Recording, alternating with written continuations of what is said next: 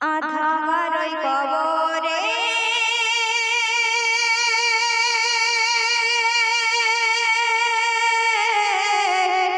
থাকবো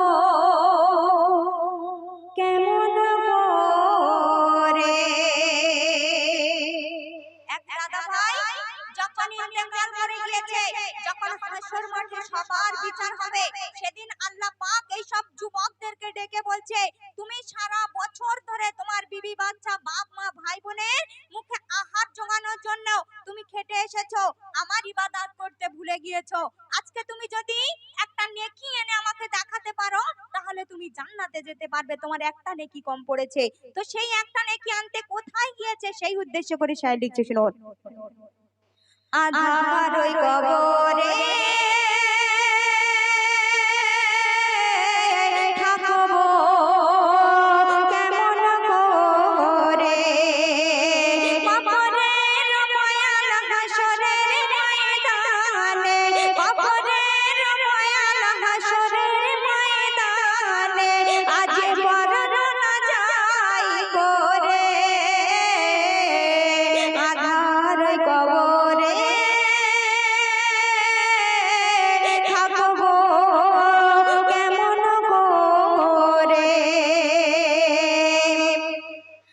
আধার করে মোরে একলা ফেলে যেও না লাগে বড় ভয়ে, মুনকার নেকি এসে সওয়াল করে জবাব দেওয়া যে বড় দায়। সেই মায়া বলছে মরে করে যে পেশায় সেটাই থাকা বড় দায়, মরে করে যে পেশায় সেটাই থাকা বড় দায়, মরে যন্ত্রণায় ছটফট করে।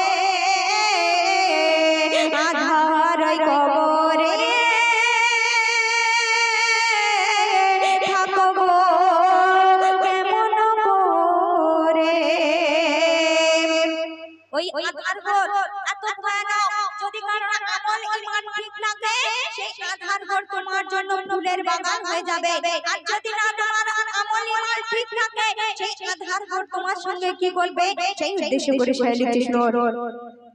একা অসহায় ওই মাটির তলায় সাপ বিছু কত দংশায় মোরে, কেউ নেই গো হেথায় মোরে কে গো বাঁচায়, মোরে নেই গো হেথায় মোরে কে গো বাঁচায়, বন্দি বাঁশে রে ওই খাঁচায়, জিভে বংশী গাথা পায়ে শিকল বাঁধা, জিভে বংশী গাথা পায়ে শিকল বাঁধা, মাটিতে সে মারে বারে বাবারে। আধার ওই কবরে থাকবো কেমন করে। আল্লাহ পাক ওই হাসর মাঠে সমস্ত যুবক এবং সমস্ত মানুষকে ডেকে একটা যুবককে বলবো, গো যুবক, তুমি তোমার বিবি বাচ্চা বাপ মায়ের জন্য আহার জোগাড় করতে করতে আমি আল্লাহ পাক আমার ইবাদত করতে তুমি ভুলে গিয়েছো, সময় পাওনি। আজকে সেই বিবি বাচ্চা বাপ মায়ের কাছ থেকে যদি একটা নেকি আনতে পারো, তাহলে তুমি জান্নাতে যাবে, নইলে জাহান্নামের আগুনে জ্বলবে। তখন ওই যুবক হেসে হেসে বলছে, এটা তো আমার বাম হাতের খেলা, আমি যদি এখনি যাই, এখনি আমার বাপ মা ভাই বোন বিবি বাচ্চা যে হোক না যে হোক আমাকে একটা নেকি দিয়ে দেবে। আল্লাহ পাক ওই যুবককে ডেকে বলবে, যুবক যাও তুমি একটা নেকি নিয়ে এসো। সর্বপ্রথম তার বিবির কথা মনে পড়লো, যে আমার বিবির জন্য আমি ওই দুনিয়ার বুকে বাড়ি গাড়ি সোনা গয়না অনেক কিছু রেখে এসেছি, আমার বিবির কাছে গেলে নিশ্চয়ই আমার বিবি আমাকে ফিরিয়ে দেবে না, একটা নেকি দেবে। যখন ওই বিবির কাছে গেল, সেই বিবি কি বলছে, সেই উদ্দেশ্য করে শায়র লিখছে, শুনুন। বিবিকে দেখে বলবে ডেকে, শোনো ও গো আমার প্রিয় তোমা, দুনিয়ার বুকে আমি তোমারই সুখে গড়েছি বাড়ি বালাখানা, তোমারই সুখে আমি সুখে ছিলাম, দিনই কোনো দিনে বেদনা, যত ছিল আর মান সব করেছি পুরাণ, সে কথা বিবি ভুলো না। আজ চাই গো বধূ বলছে আজ চাই গো বধূ একটা নেকি শুধু দিলে জান্নাত দেবে আমারে আধার ওই কবরে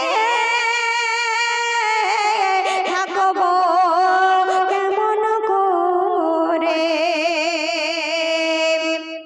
যখন তার বিবির কাছে গিয়ে একটা নেকি চাইলো, সেই বিবি তার স্বামীকে দেখে কি বলছে সেই উদ্দেশ্য করে শায়র লিখছে, শুনুন।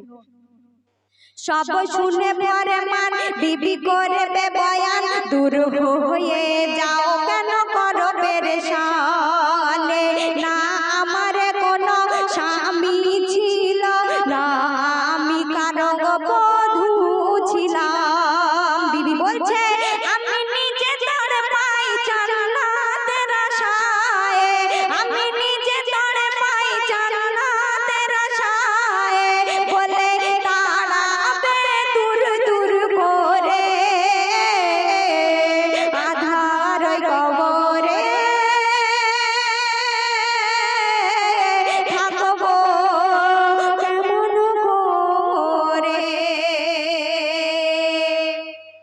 যখন বিবির কাছে গিয়ে একটা নেকি চাইলো, সেই বিবি বলছে ওই দুনিয়ার বুকে আমার কারোর সঙ্গে বিয়ে হয়নি, আমি কারোর বউ ছিলাম না, আমি নিজে তো আর পাচ্ছি, আমি একটা নেকি কোথায় পাই সেই আশায় আমি ছুটে বেড়াচ্ছি।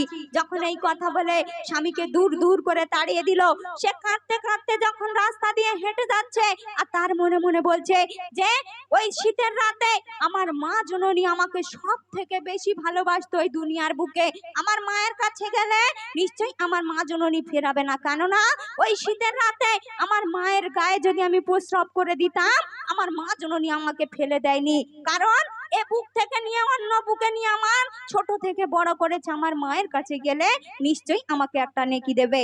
তো যখন মা জননীর কাছে গেল কি ঘটছে সেই উদ্দেশ্য করে শায়র লিখছে, শুনুন। অবশেষে হায় দুঃখিনী বেছে মায়ের কাছে বলবে কাহিনী, কি কাহিনী? দুনিয়ার বুকে আমি সন্তান ছিলাম, তুমি ছিলে আমার জননী, আজ হাসর দিনে পড়বে কি মনে সেই পুরাণ কথা করো স্মরণে। দুনিয়ার বুকে আমি সন্তান ছিলাম, তুমি ছিলে আমার জননী, আগুনের ছিটে মোর লাগলে গায়ে কেঁদে উঠতো মা গো তোমার নয়নে। আজ একদিনে কি বিনে চলবো আগুনে মা গো, আজ একদিনে কি বিনে চলবো আগুনে মা গো, দেখবি কেমন করে আধার ওই কবরে থাকবো কেমন করে। মায়ের কাছে গিয়ে বলছে মা গো ওই দুনিয়ার বুকে যদি আমার গায়ে একটু আগুনের ছিটে লাগতো মা গো, আমার থেকে বেশি তুমি কষ্ট পেতে। আজ মা আর জাহান্নামের আগুনে আমি একটা নেকির জন্য জ্বলবো, মা গো তুই কেমন করে দেখবি, আমাকে একটা নেকি দে মা, তোর পায়ে ধরে বলছি আমাকে একটা নেকি দে। যখন মা জননীর কাছে ওই ছেলে বারে বারে মিনতি করবে, সেই মা জননী 10 মাস 10 দিন গর্ভে যিনি ধরে রেখেছিলেন, ছোট থেকে লালন পালন করে বড় করেছে, সেই মা জননী কি বলছে সেই উদ্দেশ্য করে শায়র লিখছে, শুনুন। সব শুনে মাতা শেষে বলবে কথা, দূর হয়ে যা আমি নই তো কারো মা, না আমার কোনো সন্তান ছিল না, আমি কাউকে চিনি না। মা জননী বলছে আমি নিজে তোর পাই জান্নাতের আশায়, আমি নিজে তোর পাই জান্নাতের আশায়, ইয়া নফসি নফসি করে আধার ওই কবরে থাকবো কেমন করে।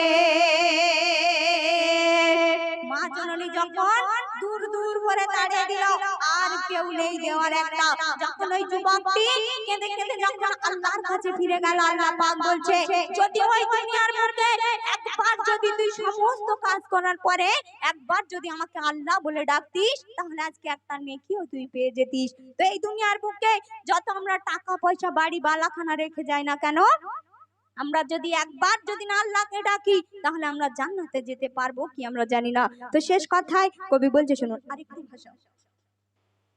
রেখে যদি যাস টাকা গো সোনা, খোঁজ করবে সজন যাবি খানা।